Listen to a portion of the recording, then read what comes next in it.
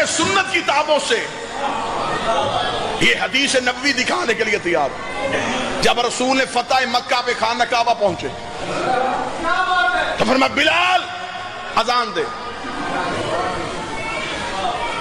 بلال خانہ کعبہ کی چھت میں چلے گئے. سنی کتابوں میں لکھا ہوا. ایک انگریزوں نے ایک فلم بنائی دی میسج, اس میں یہ پورا سین انہوں نے عکس بند کیا. اوپر چڑھ گیا بلال اور اب رش میں نبی کو ڈھونڈ رہا ہے. اندر کے حالات جانے والے نبی نے کہا بلال کیا ہوا؟ فرمایا یا رسول اللہ زمین پہ اذان دیتا تھا,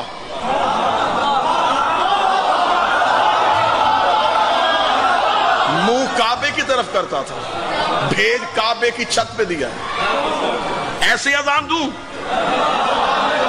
علم عباس گواہ ہے, نبی کا جو فرمان ہے وہ کتابوں میں آج بھی درج ہے. نبی نے اونچی آواز میں کہا مجمع میں ڈھونڈ علی کہاں ہے؟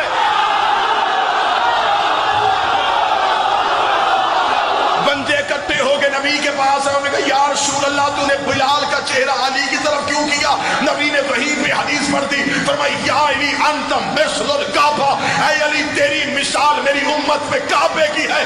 کتنا بدبخت ہے وہ نمازی جس کی نماز میں کعبہ ہی نہیں ہے.